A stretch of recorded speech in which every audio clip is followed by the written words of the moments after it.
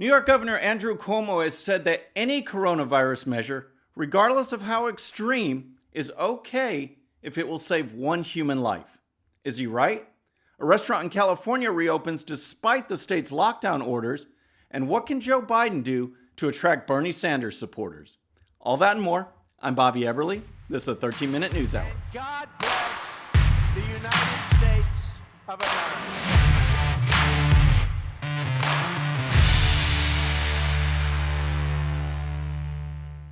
All right, friends, welcome to the show. Happy Wednesday. I hope you're having a great week. We've got a lot to cover, and I want to start with the number one question that should be on people's minds as we not only deal with the coronavirus outbreak, but as we look to reopen the economy, as we look to move forward, and as we look to the fall and winter seasons. We need to ask ourselves, this is the freest country in the world. We have rights, we have freedoms, and yet the media and the left, government was able to come in and say, in the name of safety, we're going to push your rights aside. We're going to restrict your freedoms. And the American people went along with it, all again in the name of safety. Was this a right approach? Was this the right thing to do? Can they even do it? Those are some major questions, and they came to light when I was watching an interview with Mike Rowe, the ultimate blue-collar guy. He was talking on Fox News about some comments that New York Governor Andrew Cuomo has made, and I've heard these comments over and over again, and here's how Rowe started. 34 million people are out of work right now. And by definition, those people are out of work because, according to the governor, they are non-essential. But if you look at the impact of removing those workers from our economy, our macro economy, you can see that they're absolutely essential. I just love that comment. Over 30 million people are out of work, and yet the media and the left, these governments, they are talking about non-essential workers. They have come in, and in the name of safety, they said, you can't open your business. You can't go to work. You are non-essential.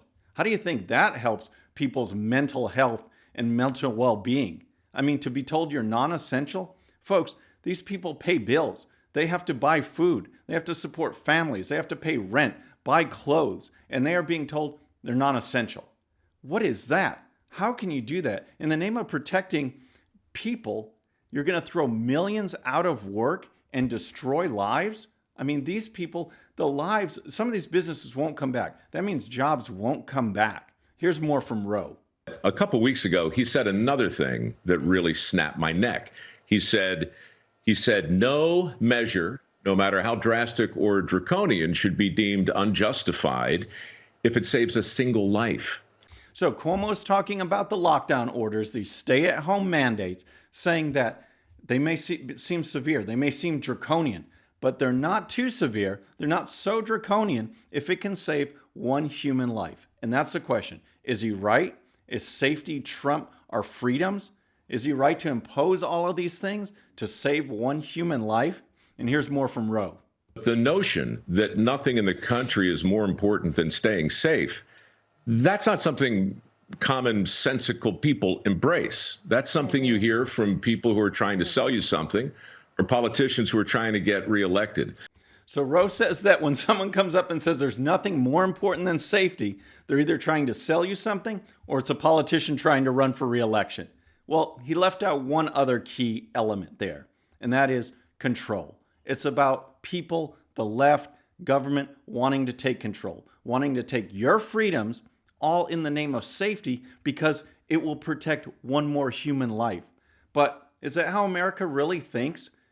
Are American people incapable of balancing safety versus our freedom? No, we do it all the time. In 2019, 39,000 people died in car accidents.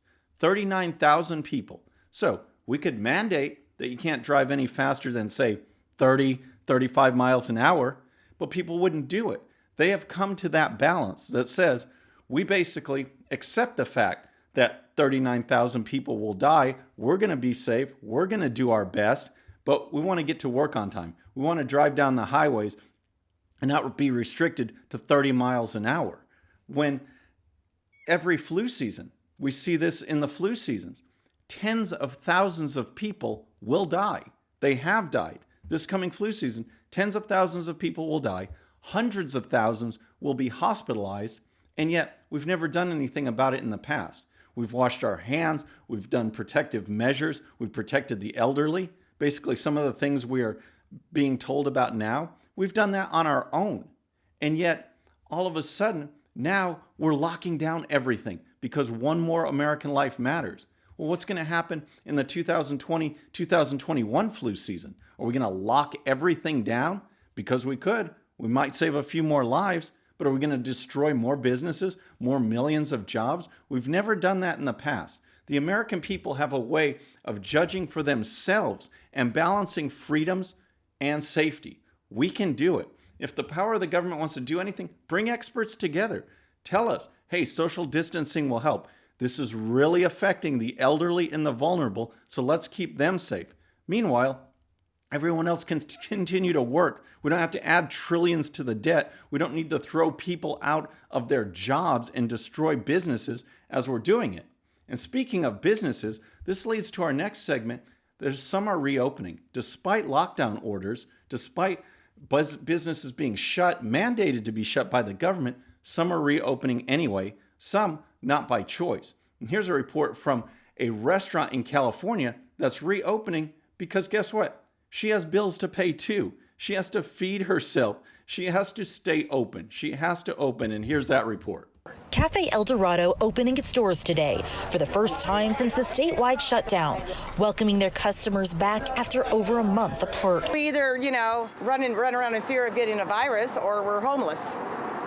Yeah, I'm going to be homeless if I don't open my business back up. So there you go. This person will be homeless, but the government says you have to shut down. You have to rely on us. You can't rely on yourself. You can't run a business. You're non-essential. You have to shut down and follow our orders. Here's more. I found myself just smiling the whole time. So it's like, wow, this feels awesome. Well, it felt like getting back to normal. The quaint restaurant serves breakfast and lunch and only seats about 25 people. Nearly 100 made their way through today. Owner Sherry Baldridge says social distancing just isn't possible. If you want to come in, you come in. If you don't, you don't. So no social distancing within the restaurant, but the owner summed it up perfectly. You have the freedom to choose. If this kind of setting makes you uncomfortable, if you don't feel it's safe, then stay at home. We have a responsibility to protect the elderly and the vulnerable. We can do that. But if you want to go to this restaurant, go to the restaurant. If you don't, then if there's a restaurant that says, hey, we're going to open, but we're going to say at 10% capacity, everyone's going to spread out, go to that restaurant instead. These are the choices we should be making and not government. This restaurant owner received 2 eviction notices and finally had to open. Here's more. This is in defiance of the statewide order. Right.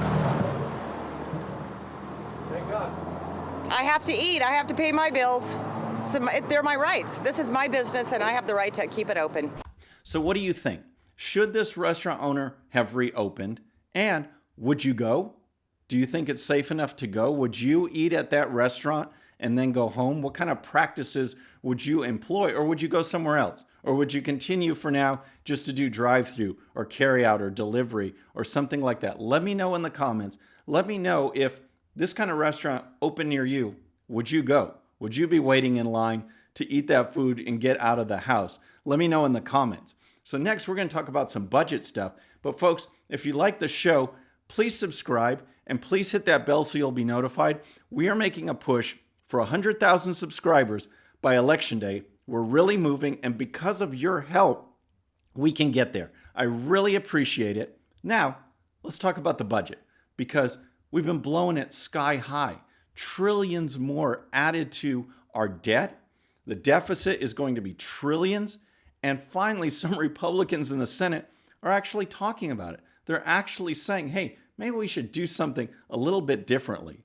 Senator Ted Cruz spoke to the Daily Caller, and here's what he said. Congress took unprecedented action to provide emergency relief from this economic devastation to the tune of nearly $3 trillion. As we've seen, that relief can only go so far. In just the last 5 weeks, more than 30 million Americans have lost their jobs. Entire livelihoods have been shattered. Our deficit this year is projected to swell to nearly $4 trillion, an unprecedented level that we're borrowing from the generations to come, Texas Senator Republican Ted Cruz told the Daily Caller. So Ohio Senator Rob Portman also spoke to the Daily Caller. Here's what he said. There's no question we can do a better job of tailoring these programs to help those most impacted by this pandemic and putting responsible guardrails around this funding. Ohio Senator Rob Portman told the Daily Caller when asked if he was concerned with the amount of money being spent. And then there's Senator Pat Toomey, who, before being senator, was actually president of Club for Growth, which is a conservative economic think tank. And here's what he said. In the past 2 months, Congress spent nearly $3 trillion and authorized the Fed to lend well over $2 trillion more to stave off an economic collapse. This is more than 1/4 of our entire annual GDP, Toomey told the Daily Caller. As a result, our national debt is about to hit $25 trillion.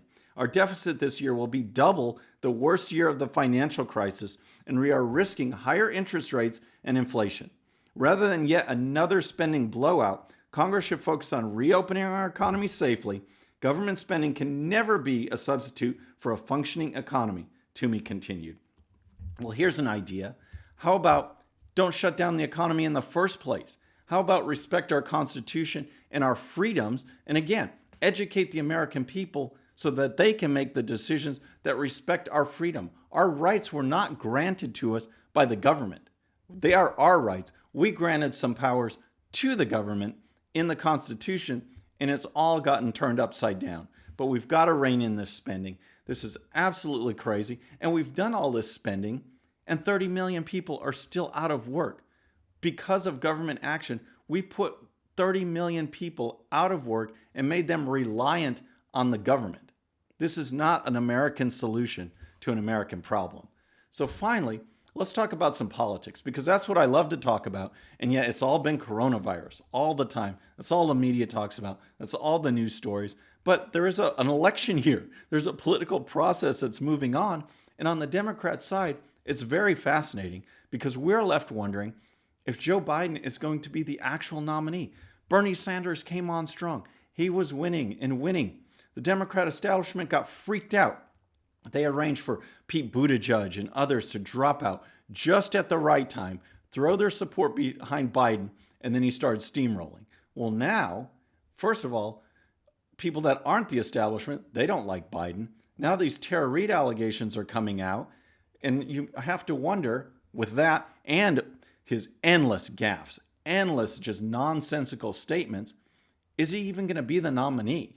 Is someone like Andrew Cuomo going to step in and be the Democrat establishment darling? Well, there's been some interesting polling that has come out.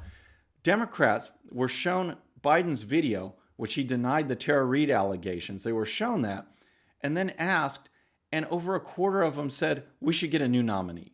We need someone different. Here's that report.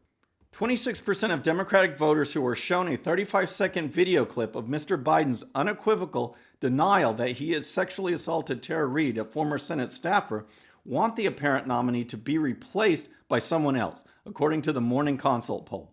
More than 6 in 10 voters said the Democrats should stick with Mr. Biden.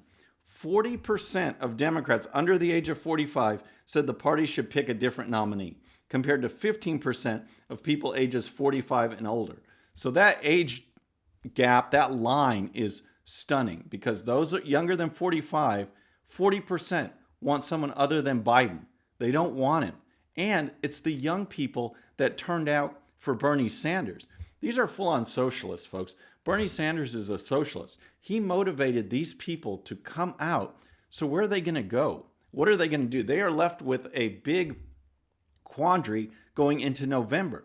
Do we support Biden, who we can't stand? Do we support the establishment? Or do we stick with our principles and remember the fact that 2 election cycles in a row, Clinton in 2016 and now Biden in 2020, the Democrat establishment basically took Bernie out. They organized so that Bernie Sanders would not be the nominee. So how do these socialists react? And how does Joe Biden reach out to them? It's a very difficult situation. And here's that report. This has put liberals in an extremely difficult situation. The further to the left they move, the more difficult it will be for them to win in vital, more moderate states. However, the more moderate the party appears, the less enthusiastic and more disenfranchised young progressives and socialists have become, Heartland Institute analyst Justin Haskins said.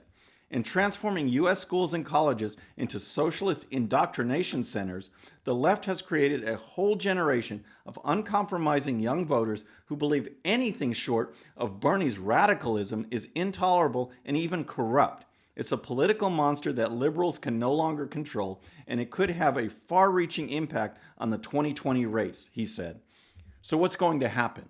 What are they going to do? How does Joe Biden reach out to these voters, a key constituency for a Democrat to win? Can he get them? And will he even be the nominee? Will Democrats, the establishment themselves, turn on Joe Biden and go for someone else? Let me know what you think in the comments. Will Joe Biden survive? How can he reach Bernie Sanders supporters? If Joe Biden doesn't survive, who's going to be the nominee?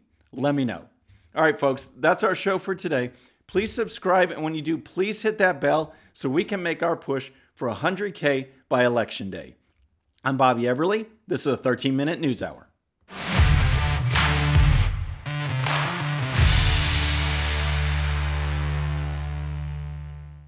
Okay, friends, thanks so much for watching. And before you go, please hit that subscribe button, hit that bell so you'll be notified. And here's a special video just for you so you can watch even more of the 13-minute news hour. And don't forget to check out GOPUSA.com for the best in conservative news and commentary. We'll see you next time.